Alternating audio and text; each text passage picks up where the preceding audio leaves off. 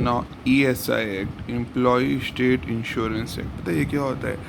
जैसे जैसे PF होता है, प्रोविडेंट फंड, एम्प्लॉय की सैलरी से भी कुछ कट के PF में जाता है, एम्प्लॉयर को भी उतना ही कॉन्ट्रीब्यूट करना पड़ता है। वैसे ही एम्प्लॉय की सैलरी में से उसी का इंश्योरेंस करवाया जाएगा, तो कुछ कटेगा एम्प्लॉयर को भी करना पड़ता है। जिससे क्या होता है, 1.75% ऑफ द सैलरी एम्प्लॉय में करता है, और उसका थ्राइस 4 पॉइंट समथिंग एम्प्लॉयर को भी कंट्रीब्यूट करना पड़ता है, इंश्योरेंस वालों को, और सारा पैसा फिर एम्प्लॉय के हाथ में आएगा। यहाँ पे एम्प्लॉयज़ का इंश्योरेंस होता है।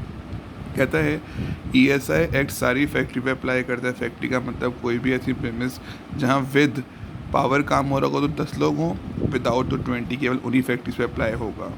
गवर्नमेंट चाहे तो किसी और इंडस्ट्री पे भी अप्लाई कर सकती है, उसके नोटिफिकेशन देगी। ये एक्ट कितनी ही बार शॉप्स, होटल, रेस्टोरेंट सब पे भी आपका नोटिफाई कर चुका है। कट कर दो अगली line.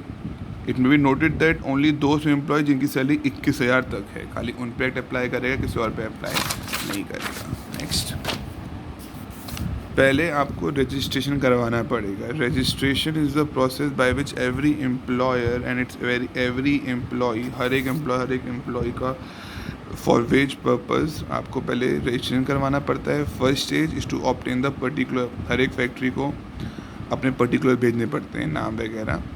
There after for identified उन्हें कोड नंबर दिया जाएगा। अबव मेंशन प्रोसेस से हम उसके कितना कंट्रीब्यूट कर रहे हैं, क्या क्या किया, सब कुछ चेक कर सकते हैं। Consequent step is the registration of employ, सारे एम्प्लॉय का नंबर दो, आइडेंटिफाइंग बाय, कहते हैं आइडेंटिफाई सच इंडिविजुअल, सबको इंश्योरेंस नंबर दिया जाएगा।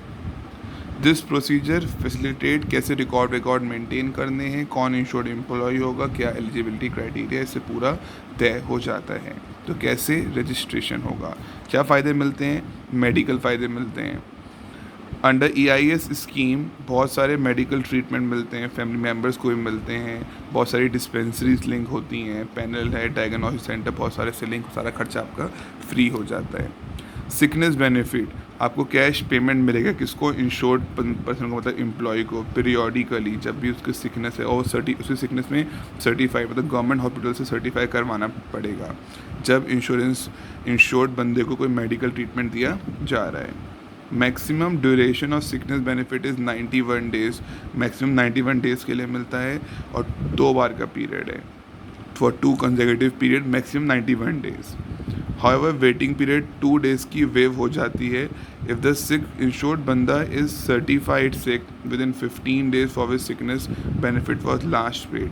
क्या होता है, पहले बेनिफिट के बाद दूसरे में 2 दिन का वेटिंग डेज होता है, फिर आप दूसरे का फ़ायदा पा सकते हो। पर कभी कभी ये वेव हो जाता है, अगर आपने सर्टिफाई करा लिया with in 15 days of the, जब भी लास्ट वाली पे हुई उसकी 15 डेज़ के अंदर अंदर आपने सर्टिफाई करवा लिया, तो आपको इतना पैसा मिल जाएगा। कितना बेनिफिट मिलता है आपको? जितनी भी वेजेस होती हैं उसका 50%, सिकनेस बेनिफिट का रेट है 50% ऑफ द एवरेज वेजेस आपको मिल जाता है। तो एक मेडिकल बेनिफिट याद कर लो, एक सिकनेस बेनिफिट, एक थर्ड एक्सटेंडेड। जब आपका सिकनेस बेनिफिट ख़त्म हो जाता है 91 डेज़ का, अभी भी आपको कैंसर है, ट्यूबरक्लोसिस है, लेप्सुरे है, मेंटल है, मैलिगेंट डिसीजेस हैं, या अदर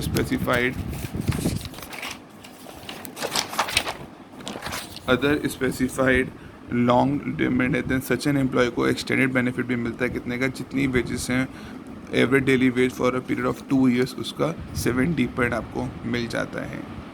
इनहेंस सिकनेस बेनिफिट भी मिलता है आपको for undergoing the sterilisation operations, family planning वगैरह, जहाँ भी स्टेरिलाइज, जहाँ पे वो है ना, जितने ऑपरेशन वाले होते हैं फैमिली प्लानिंग को लेके, इंश्योर्ड पर्सनस को double the rate of sickness benefit पैसा आपको मिलता है।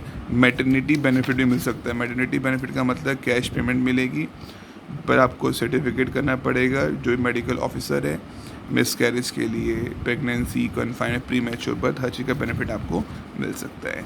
नेक्स्ट,